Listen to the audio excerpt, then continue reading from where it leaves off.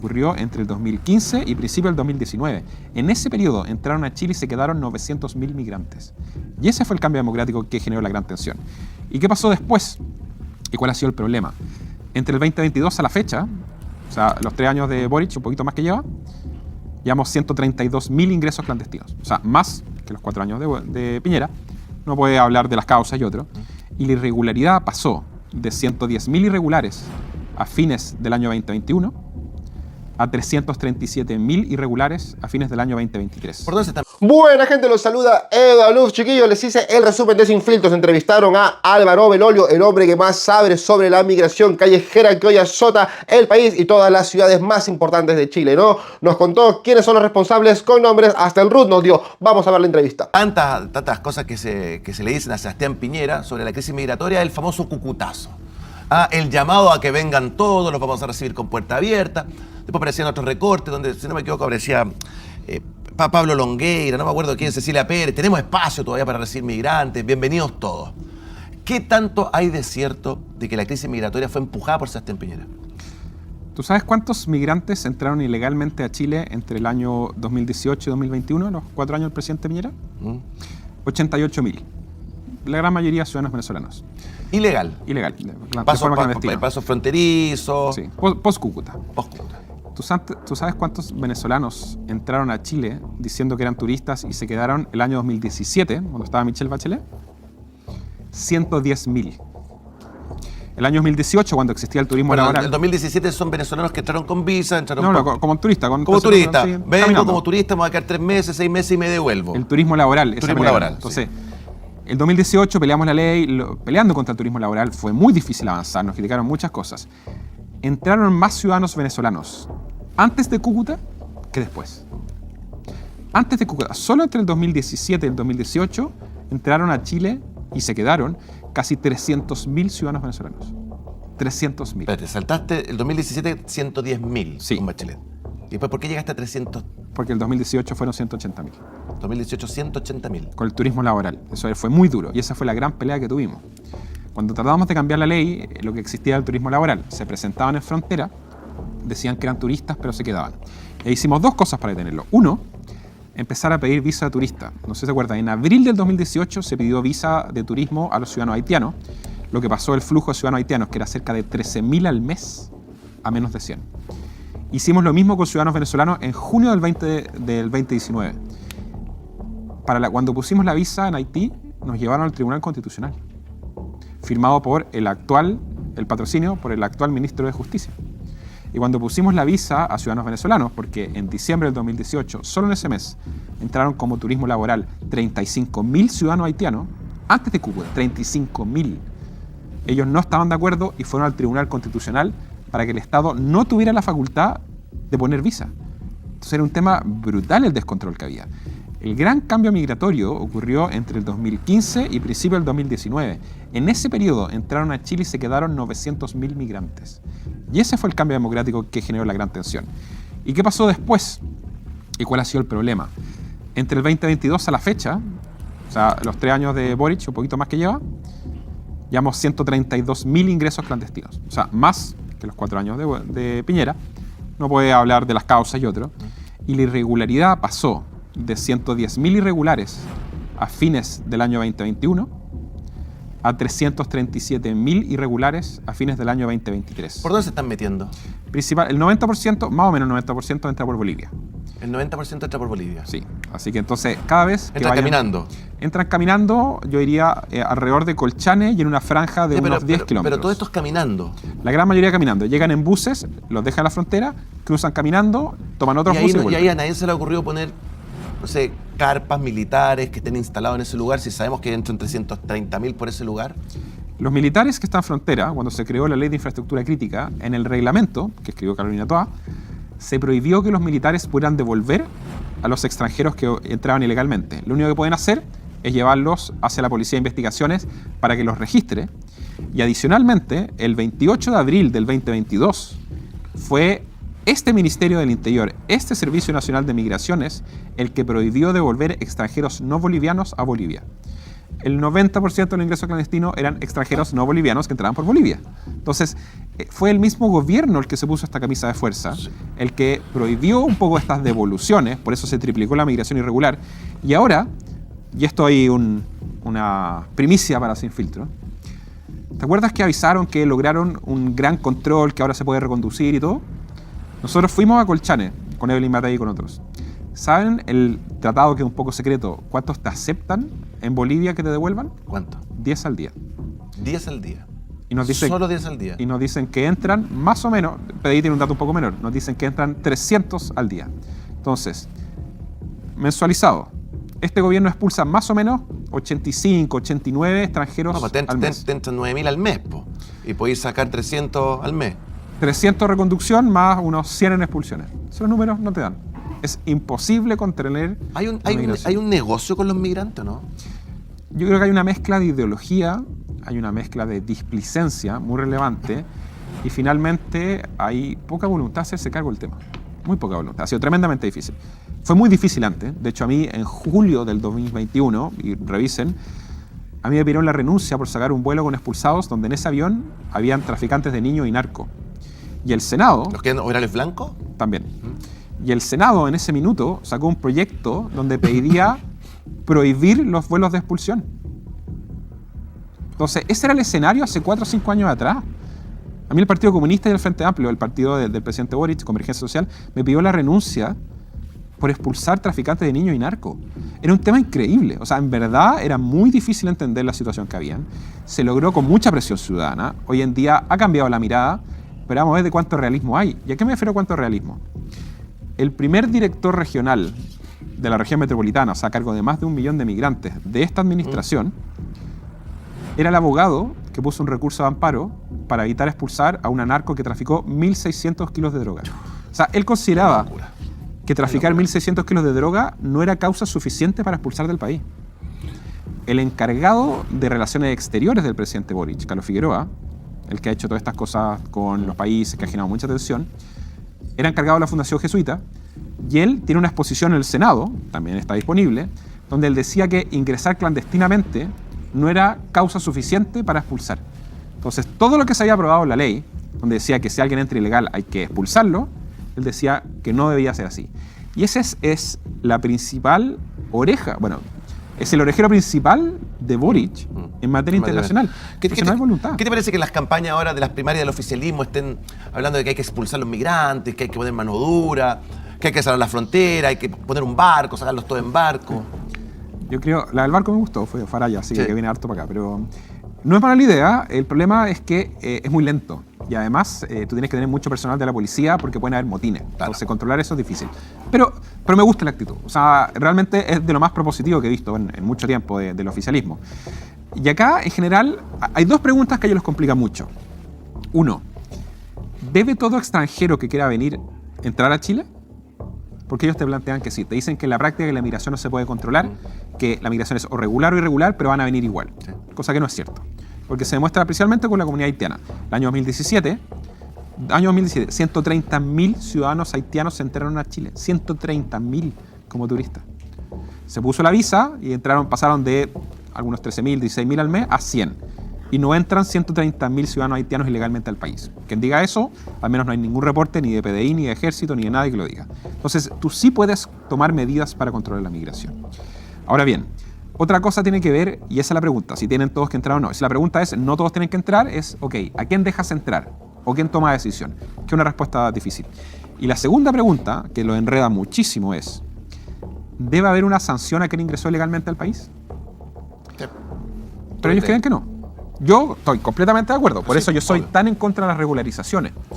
Pero uno, por ejemplo, el discurso que dio Carolina Toá en diciembre del año pasado en la Cámara de Diputados, que ella dijo que le iba a dar una visa a todo extranjero que hubiera ingresado ilegal al país, que hubiera trabajado sin autorización, pero que en la práctica había generado un arraigo laboral. Y que un arraigo laboral. Arraigo laboral. Y bajo esa condición, realmente, y lo dice la misma política migratoria, establece que quien generó un arraigo laboral, o sea, que trabajó sin autorización al país, les van a dar una visa. Y están esperando el momento. Y fue la declaración que hizo Cordero en el organismo internacional y otra condición. Entonces, yo invito a cualquier persona que legítimamente quiera votar por un candidato del oficialismo y que está molesto con el tema migratorio, que le pregunte qué va a hacer con los 337.000 extranjeros que están irregulares en el país. Porque la propuesta del oficialismo es que ya están adentro, entonces hay que darles visa igual. Hay que regularizarlo. Y yo no estoy de acuerdo. Porque te dicen, es imposible expulsar a todos. Y es verdad, es imposible expulsar a todos. Ya, pero hay una tercera opción. a ver, ¿cuál es la tercera opción? Bajar los incentivos. Eso. O sea, uno, porque para que no entren más, tú mejoras el control de fronteras y disminuyes los incentivos. Pero los que ya están acá... Esa es la pregunta. Esa ¿Qué es la hacemos pregunta. con los que están acá? Es una muy buena pregunta. Porque, a ver, Álvaro, todos prometen expulsiones masivas, que se acabó, que los vamos a sacar en aviones, todo. Tú que estás trabajando, o que tienes cercanía con el comando de Evelyn Matei, ¿cuál es la propuesta de la candidata Matei en tema migración? Para hacerse cargo, y para hacerse cargo de estos extranjeros que están irregulares, y en general se está en contra de regularizar a los migrantes que están irregulares en el país, lo que hay que hacer es generar los incentivos o los caminos para que salgan de la misma forma en que entraron. O sea, autorizar salidas de extranjeros que ingresaron ilegalmente, porque la gran mayoría de los extranjeros que están irregularmente en el país, por ejemplo, tenía una visa vigente en Colombia. Y se vienen a Chile por 3 razones. 1, es muy fácil trabajar sin autorización. Claro. Hay cientos de miles de extranjeros trabajando en aplicaciones de reparto, en aplicaciones de servicio. Prácticamente no hay Pero sí, fiscalización. Álvaro, hoy día venía camino al estudio a hacer la entrevista. Me paro, me estaciono, para que sea bajar una persona del auto y de repente se me cruzan 2 motoqueros, 2 de estos repartidores de motos, me tapan a chuchada, porque me dicen, tiene que poner el intermitente. Está el semáforo luz roja, me estaciono, se baja una persona en 3 segundos y me tapan a bocinazos 2 caraqueños, no sé de dónde eran. Hay 120, o sea, nosotros hicimos una encuesta hace 2 años con el Banco Mundial. 125.000 extranjeros trabajando en aplicaciones de reparto. Y yo les invito... ¿Y qué se hace con eso? No, y yo les invito, métanse ahora a Facebook, a Marketplace, vean cómo se venden las cuentas entre ellos. O sea, una cuenta a veces tiene 5 usuarios. Entonces, hay muy poco control. La ley de Uber y otro, aún no está el reglamento, aún no se aplica. ¿En qué está esa? Y hay un descontrol brutal. El fiscal de Tarapacá dijo que el Tren de Aragua compraba motos en Iquique, se las arrendaba a quien ingresaba ilegalmente y a cambio, más allá de la plata, le hacían los mapeos territoriales. Les decían dónde están las calles, cuáles son las casas. O sea, los mapas los hace el Tren de Aragua a través de los distintos repartidores que están trabajando en Chile sin autorización. Trabajan sin autorización porque en general pueden generar entre 800 a $1.000 al mes. Mandan en promedio entre 200 y $300 a Venezuela. Y $300 en Venezuela es 33 veces el sueldo mínimo. Sueldo mínimo. Es mucha plata. Pero entonces ahí tiene que ver y hacerse cargo y incentivar que salgan. Tiene que uno, no permitir bajo ninguna condición el trabajo sin autorización de extranjeros en Chile. Molesta a quien le moleste, industria que caiga en industria. Trabajo ilegal. Y esa es la gran pelea. O sea, yo veo a Carolina Toá y a gran parte del Partido Socialista de la izquierda defendiendo el trabajo sin autorización. Y los derechos laborales y la base del Partido Socialista que iba con todo eso, no les importa. Yo lo encuentro increíble.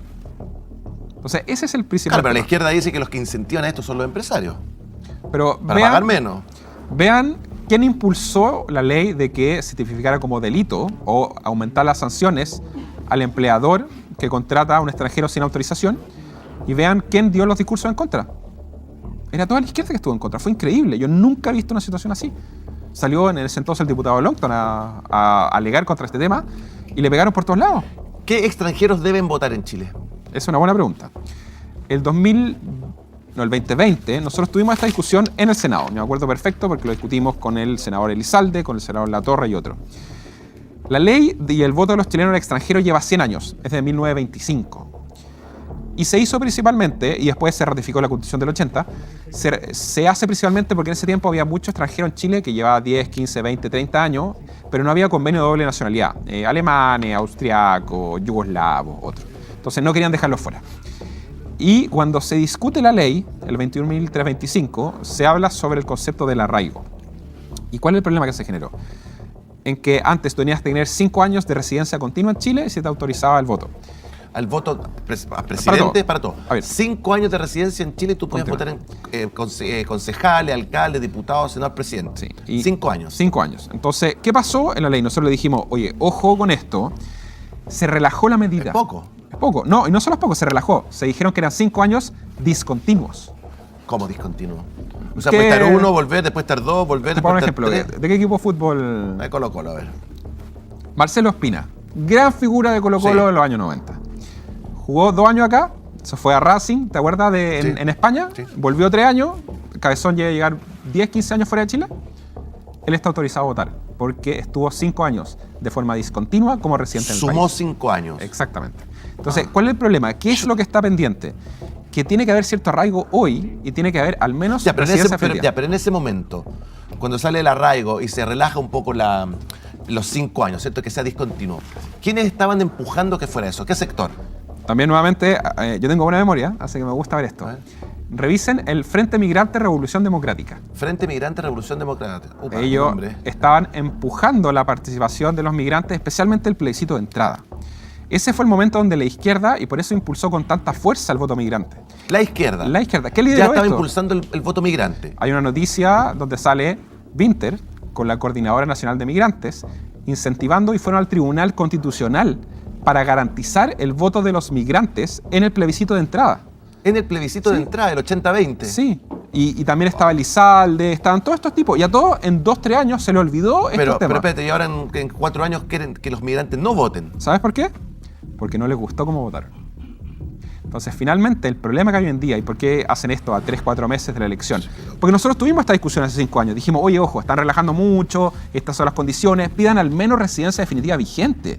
Fue un requisito mínimo.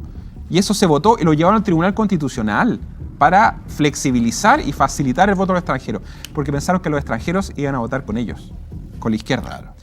Y uno ve hoy día los argumentos del ministro Elizalde, y uno ve sus votaciones, sus argumentos hace 4 o 5 años atrás, y era lo opuesto. O sea, cero vergüenza. Y yo digo, si están restringiendo los derechos políticos de un grupo porque no les gusta quién vota, o por quién votan, ¿quién viene ahora?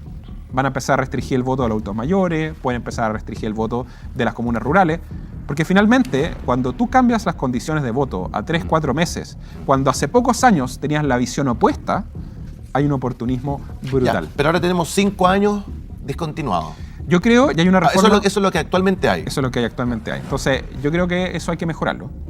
Hay una reforma, creo que es a fines del 2022, de los senadores UDI, que justamente pide residencia definitiva vigente. Okay. Porque eso... Chiquillos, lo que decimos siempre en este canal, el problema de migración que estamos viviendo ahora no es mala suerte, tampoco es un accidente, sino es el resultado de política, malas políticas obviamente, pero las decisiones las tomaron ellos, ¿ok? No nos olvidemos de esto, de que aquí todos son culpables y todos pusieron su cuota para incentivar la migración ilegal que llegue incluso hasta Santiago, ¿no? Primero les abrían la frontera, les ponían alfombra roja, les decían a los militares que lo trasladen hasta las ciudades más importantes para que estos puedan trabajar, así que aquí todos son responsables. Ahora, quedó el despelote y nadie se quiere hacer cargo. ¿Qué es lo que hace el presidente Gabriel Boric? Todo lo contrario, lo termina por destrozar todo con esas órdenes ridículas, por ejemplo, de Toa a pedir a los militares de que no los pueda devolver nuevamente a los migrantes por Bolivia. ¿Para qué están entonces los militares? Ahora, por ejemplo, se hablaba mucho del pacto que hizo este gobierno con Bolivia, que incluso creo que fue Carolina Toa y trajeron un boliviano ahí en la moneda que habían firmado no sé qué cosa. Resulta que es una burla, porque solamente puedes devolver a 10 por día, o sea, no te dan los números. De eso es algo que el gobierno se jactó, el gran logro que tuvo con el gobierno boliviano, pero al final ya nos demostró Belolio lo que está casi al mismo nivel que el parlante que puso Toa, por ejemplo, en la frontera. También Álvaro nos hizo recordar, ¿no, chiquillos? Que se acuerdan ustedes cuando hace unos años atrás todos estos zurdos de mierda defendían con uñas y dientes que el voto migrante, que los migrantes tienen que llegar, que todos tenemos derecho a la migración, que Chile es un país hecho por migrantes. ¿Y hoy por qué? Porque estos pensaban de que los migrantes iban a votar por ellos, que todos eran de izquierda, que le debían el favor. Cuando se dieron cuenta de que no es así, ¿qué pasó? Ahora van en contra de estos, ¿no? Porque no les conviene, los usaron en su momento. Y allí ardió Troya y se les acabó el discurso y no quieren más que los migrantes puedan votar porque saben que le van a votar a la derecha, porque justamente estos vienen escapando de países socialistas y no quieren que Chile se convierta en uno de esos más. Y ahora los progres están enojados, ¿no? Bienvenido a la coherencia progresista de hoy en día, chiquillos. Y lo peor de todo, chiquillos, es que por pura ideología este gobierno asqueroso no quiere tomar medidas reales, ¿no? Como empezar con las deportaciones, cerrar la frontera, que es lo mínimo que cualquier país decente haría, ¿no? Boric viene delegado de Allende, lo único que quiere hacer es destruir más todavía. No quiere cerrar las fronteras, no quiere aceptar que este discurso progresista les explotó en la cara ya desde hace rato y no lo pueden controlar. Y mientras tanto, los pobres chilenos allí, ¿no? Viviendo en inseguridad, con incivilidades, con los portonazos, con los servicios públicos colapsados, con gente de mierda que te puede asaltar en cualquier momento. Y así es como se vive con un gobierno progresista, allendista 2.0, ¿no? Las soluciones son cero. Bueno, gente, si les gustó este resumen, la forma que pueden ayudar es suscribiéndose al canal de Evaluz, activen la campanita, den like, comenten y gracias por ver este video.